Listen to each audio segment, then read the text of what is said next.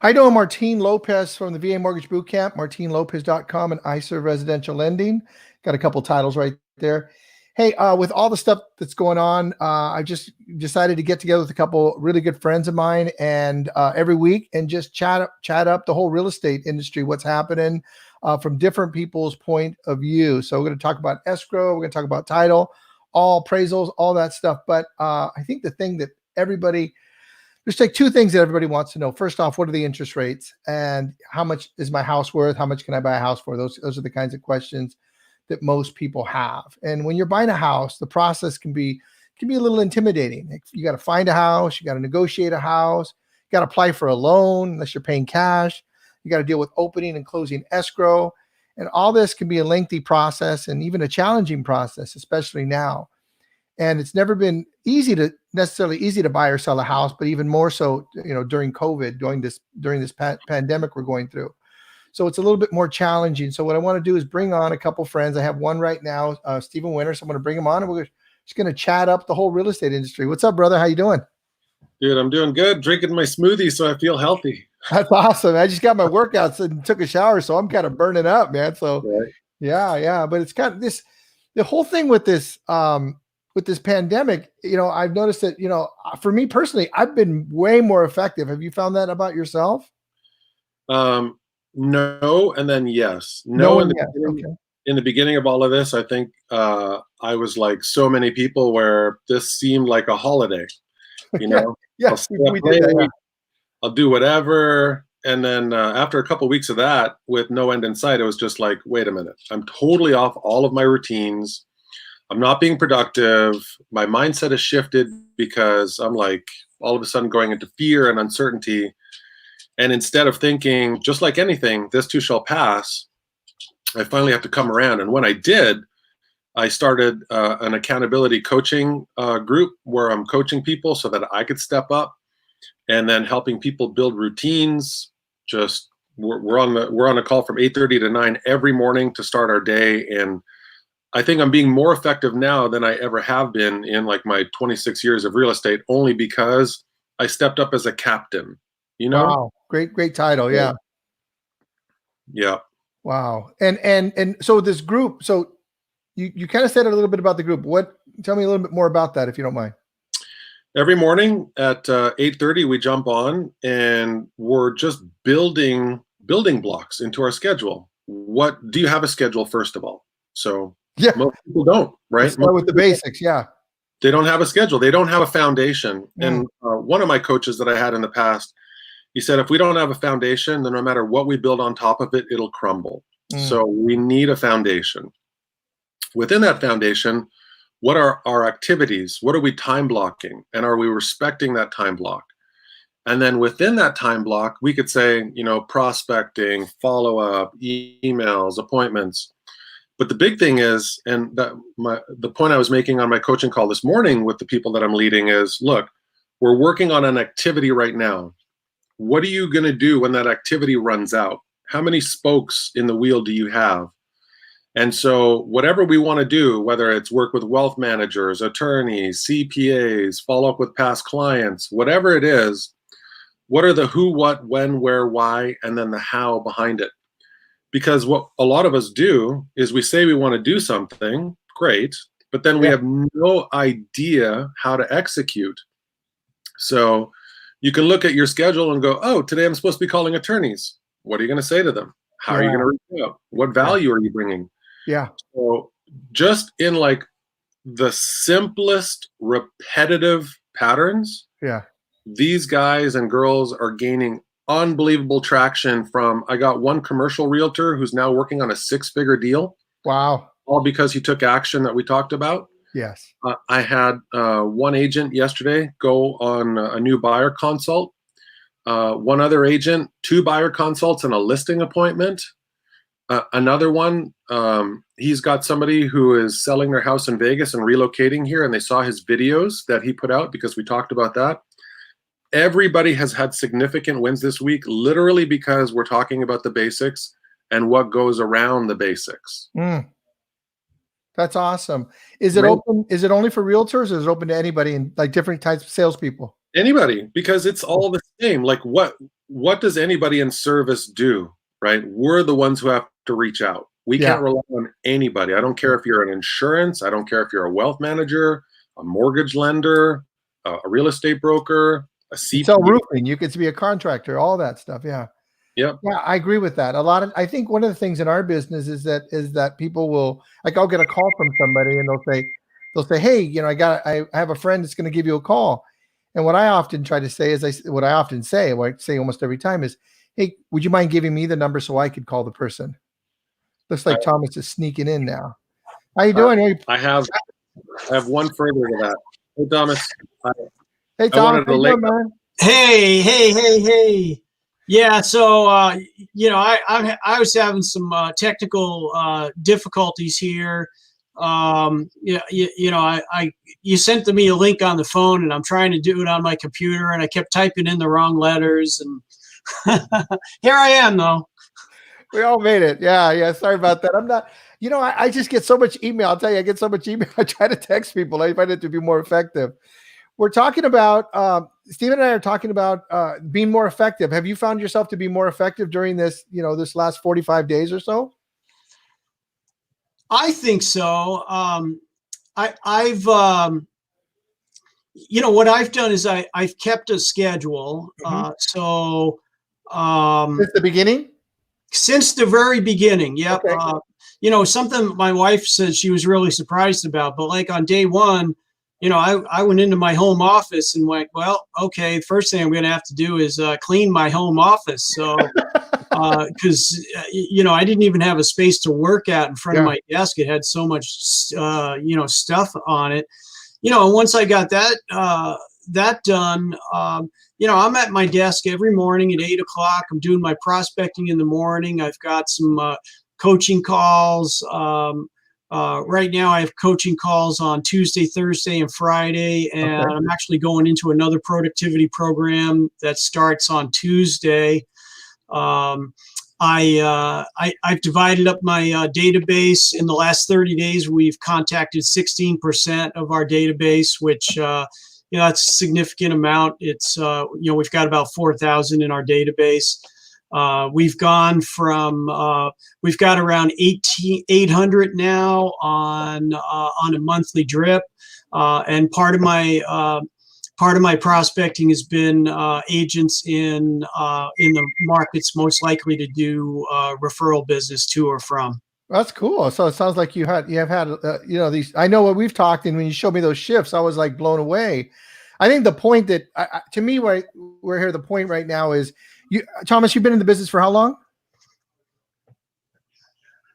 36 years, 37th year. And then Stephen, how long have you been? 27. And I've been in 35 years. We have over 100 years of experience right here, and we still get coaching and we coach. It's just, it's important. It's really, really important. I think it's, you know, and so this call that we're going to have today was, you know, really about, you know, connecting. And my personal belief is everybody deserves a home. And that right now there's a lot of talk about how in the news, like how, you know, the market's down and there's just all this struggle. And Thomas, you reached out to me and told me about that yesterday, and as a result, I said, let's have a conversation. I'll you know what, I'll do this. I'll change the screen so we can see it a little bit easier. Yeah. So why don't you go ahead and don't go into what you're talking about, but just say the topic and let's kind of talk about that first, and then we'll let you finish up with it. How's that?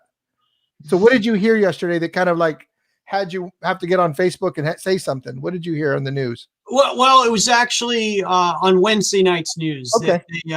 They said, you know, how bad the market is, that it's down 20%, and, you know, sellers are in for rough times, and you know, and it's like it's such crap.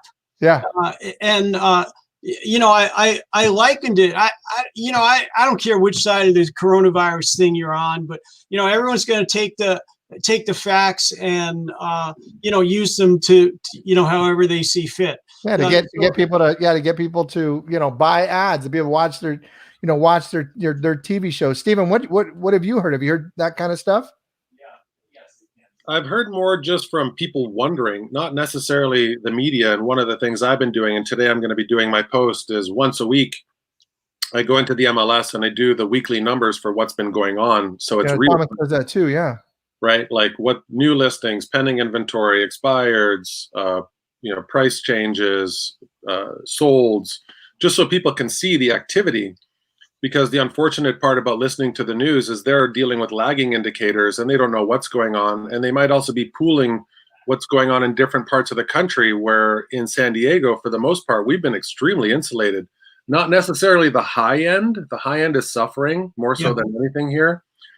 But you're talking, 400 to like a million, 1.1. You're still on fire. So I'm submitting an offer. Cool.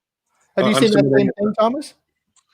Well, so a couple of things on that. Stephen is, point on with, the luxury has slowed. I'm a member of REBA, so it's interesting to see how luxury agents are addressing that. We're doing virtual caravans for REBA members. So that's that's another way that we're exposing the inventory. But definitely the under $1 million is flying, especially you get down under 750, 800. It's really flying. We put one on last Friday, had one showing on Friday, 11 on Saturday, 5 on Sunday, 4 on Monday, and we're we get multiple offers, and we're in over 5% over asking price. So I'm gonna go ahead and kind of clarify what you just said, because I hear like the real estate version of talking. So you put one on. So you listed a house for sale. Yep. For what was the price? Yeah. Right around 700. Okay, so you were in that 700 price range that we were talking about. Yeah. And then you had how many showings? I mean, it's just so we put it in multiple listing service on Thursday. So Friday we had 1 showing. Okay. Saturday we had 11 showings. Okay. Sunday we had 5, and Monday we had 4, and we presented offers at 3:00 on Tuesday and had 5 offers, and went in escrow around 5% over the asking price. So I'm going to ask you to address. That's amazing. I'm going to say something, Stephen. I'm going to ask you to address that. So the other day I'm in this meeting. It's a meeting with a bunch of professionals, and one of the professionals that's in that meeting is a realtor, and he says, we can't show houses, we can't do anything. And that's the message he was sending out there. I'm showing houses. Yeah. How are you showing houses, Stephen? Dude, all you got to do is pay attention to what the board has instructed us to do with the forms that are needed. Exactly. And that's the unfortunate part about our industry, is that a lot of people don't take it seriously enough to even know that these forms exist, right? To remove and reduce liability, to use the correct forms to keep people safe, to actually instruct your clients so they feel confident, to even know that if you're going to write an offer on something because you were able to get them in the house, and not touch anything and don't be disrespectful. Like, there's a way to respect showings right now. But even like right now, I'm writing an offer and you're having to add, CVA forms, coronavirus form, just in case there's delays. And if there's a delay, everybody understands.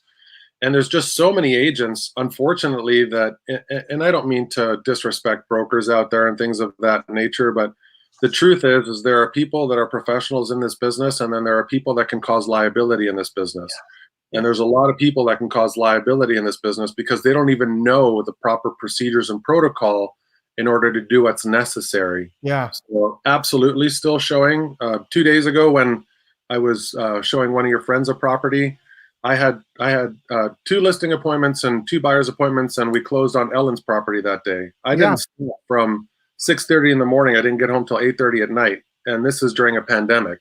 Yeah. So, it's possible. Yeah. It's interesting.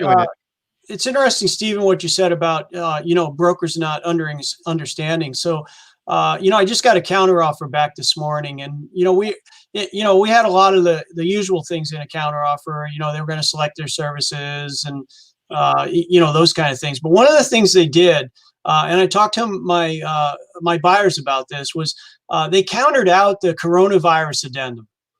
And yeah, they countered it out.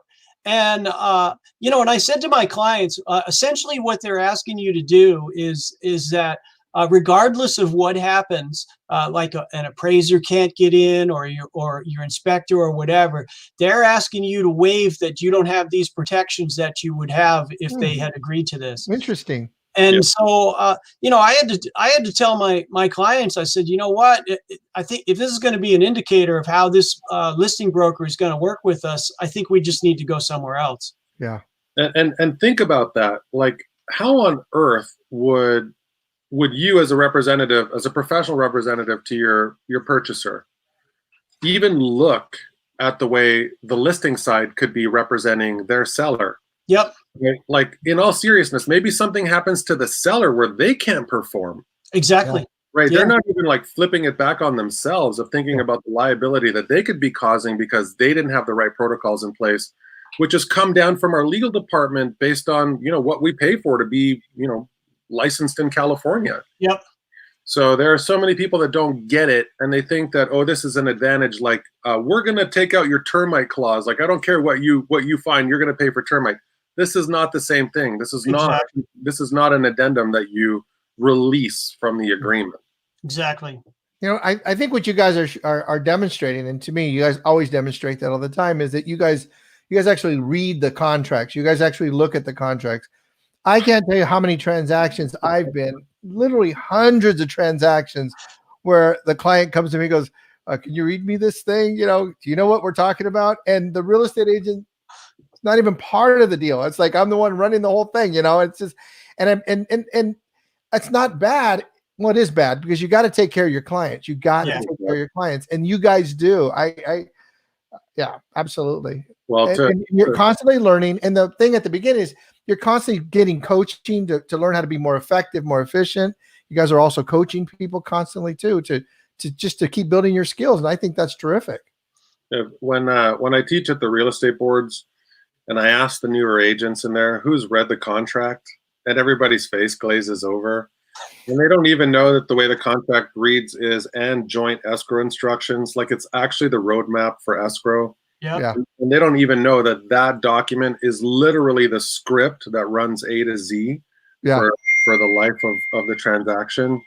And people, that's what I mean. I mean, through tough times, what happens, right? We clear out the cache of people that don't necessarily belong here in this industry, because this isn't just like, oh, I saw a house, can we go see it? Absolutely.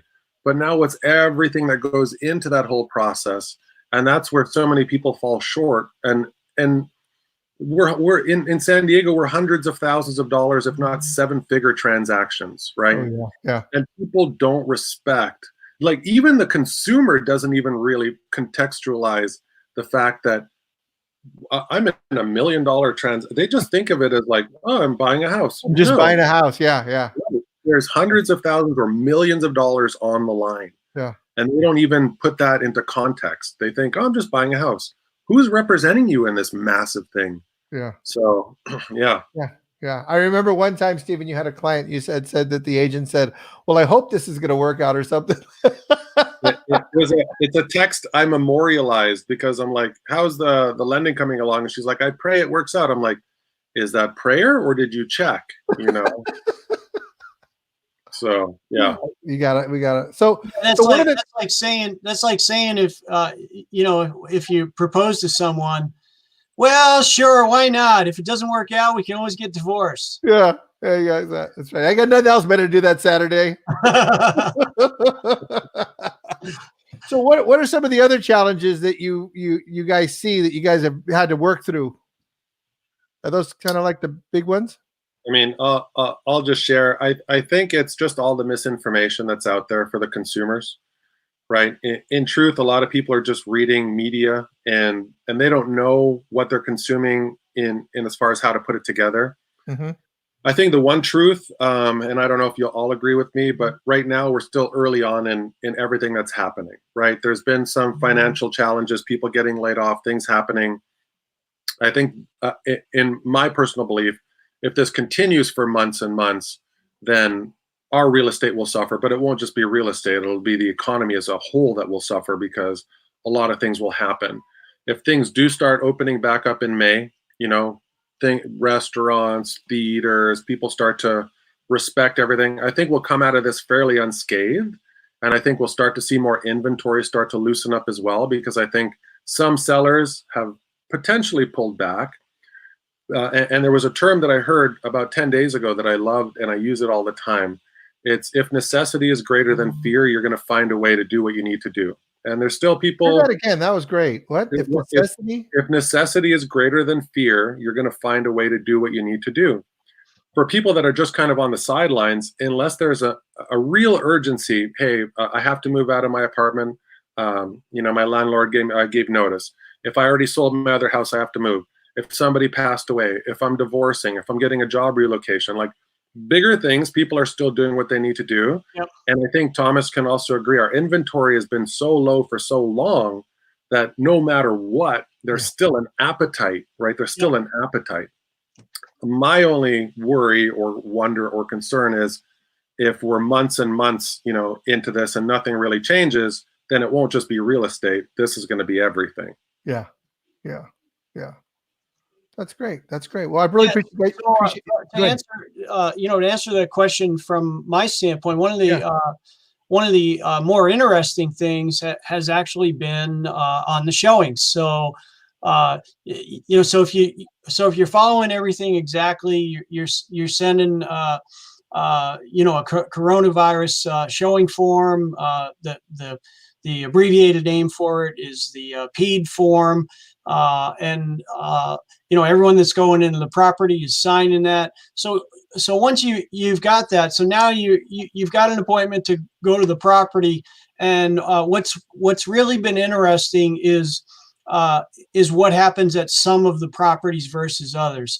2 weeks ago, one of the properties that I showed some clients to was a duplex, and both units were occupied with tenants. And the tenants had agreed to show, so not a problem there. But it was interesting when we got there. So the teenage boy comes out first, no mask. He starts playing basketball in the backyard, and then there's two smaller children, and then a teenage daughter, and the teenage daughter is kind of corralling people, and she's, it's like, it's all right to go in. There's like no adult supervision in there. And then next thing I know is like, there's somebody in the other unit as well. And, and at this point, the clients are starting to think, hey, is it really safe to go in there? Now, there was a funny part to it as well. When we got inside, we're looking around. The buyers are opening, doing what buyers normally do, open closet doors and such. And, we opened one door, and I am not kidding you. It was stocked from floor to ceiling with toilet paper. And I just started cracking up. I was like, there's where all the toilet paper went, And, it's just kind of funny, but, the day after that, the buyer said to me, they were like, hey, you know what? We think we're just going to just put this on pause for a minute. And this had been after, we had multiple offers with them, still getting beat out on stuff, and they went to go put on pause. So we're on pause for about 10 days. And then we did a consultation online. Hey, look, this is what's available right now. Let's go see some of that stuff. So the bottom line is we got into a new listing. There was no cash investors. There was no Zillow buy it now competing against us, and I was able to get them in escrow. That's awesome. That's awesome. Yeah. So so it's still a great time to buy. Martine, tell them about the rates. Well, I don't talk about rates on online just because you got to put all these disclosures, but they're amazing. Yeah, they're amazing. They're great. They're really, really great. I was talking to somebody today. I quoted him a rate, and he's just like, "Really? Like, I can't believe it." My parents never saw rates these low their whole lives. Yeah. I've never seen. I've been in the business for 35 years, and I've never seen rates this low. It's just amazing. It's ridiculous, but I love it. we're busy. I'm glad you guys are busy. So, I know Thomas, you do some online consultations and stuff. And I know Stephen, you do a lot of stuff. You have a certain way you're doing business right now. Thomas, tell us a little bit about, and before we head out, what are you doing, your online course and all that? So I've basically got three things going on right now. Buyer consultations online, one-on-one, seller consultations online, one-on-one, and I have home buyer seminar, which can be a group event. So I have those three things available. One of the things that's actually helped us, we used to, when a buyer wanted a consultation, then we'd have to look at each other's calendars and figure it out from there. And and we went to Calendly for that. So now they get an email that says, hey, thanks for inquiring about our home finder services. We're so excited about meeting you and talking to you what's going on in today's market and how we handle all this stuff. And here's a link to my calendar so you can pick the date and time that you'd want to meet with me. That's terrific. That's great. So that's really awesome, streamlined, and we're doing something similar with sellers, so that they can do the same thing. Cool. Working pretty good. That's terrific. Stephen, what do you got going on? For Amanda and Ben, so I'm relisting their property. Yeah. And I had Ben just give me a visual walkthrough of the house. Nice. Right. So, yeah. Just iPhone to iPhone and walk through the house and pointed out a few things, got them ready. You sent it over to Ingrid to look at it. She looked at it. It was really cool. Right. Yeah, that's right. I videoed the whole thing on my Zoom. Actually, it was on Zoom. Sorry, it wasn't Facebook. We Zoomed through it. And then, no, I'm sorry. It was Zoom. And then I videoed my screen with my phone. Oh, is that what? Yeah. And then you put it on YouTube. Right. Yeah. And then I did a YouTube link. I don't know, just getting it out there so it was recorded to actually show a potential buyer. Even right. I already had the listing, past clients, but just to show somebody immediately. Yeah. And I'm doing a lot of bomb video right now as well. So I'm pre-recording a lot and sending out to a lot of my sphere. With buyers and sellers, I do a lot by phone. If it requires a Zoom, okay, but still no fear in meeting them and explaining social distancing and how we're going to go and view property. And then, again, I mentioned at the beginning of this call as well, I've just created an accountability coaching workshop every morning for 30 minutes to keep people productive. And if you don't mind, for me to give a shout out to the Facebook group I started. Is that cool? Let me go ahead and say what it is. And I'll put a banner up on it. Give me 1 second here. It's called Get Your Ass Off the Couch. And that's literally the name of the Facebook group, because I think, Thomas, you can attest to this. There's a lot of people that are like, oh my God, the world's falling, and they're not doing anything. And and then there's other people that need the motivation. And so this Facebook group, and it's designed for a lot of professionals. Of course, there's a lot of realtors and mortgage lenders and things of that nature in it, because that's primarily the people I talk to. But this goes for anybody that needs motivation. What systems, tools, checklists, check-ins do you need so that you just don't wallow in the background with your scotch in your hand at 2:30 in the afternoon going, my day's over? Yeah, no kidding. I like, one thing I admire about both you guys is you guys have a real estate career, a very successful real estate career, and at the same time, you guys are doing other things out there. I know, Thomas, you have a thing that you do for the teenagers. You still doing for the teens? What was that program you were doing for the teens? Yeah, actually, Quantum Leap for young adults. Okay, Quantum Leap. We had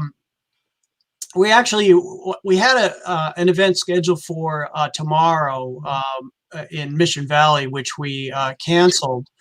And I'm working right now with there's about 200 of us in the nation that facilitate this particular program, and we're working together right now to bring this to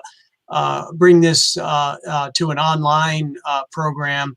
And it's funny, one of the things that's resulted out of that is instead of limiting it to 18 to 28-year-olds, we've decided to open it up to anybody that would like to get this kind of coaching and accountability. Because, I know myself that I didn't start to think about some of the concepts that we talk about there till I was practically 40. And if I think about that, if I'd had I'd had a even a 10-year start on where my mindset was around who I hang around with, wealth, and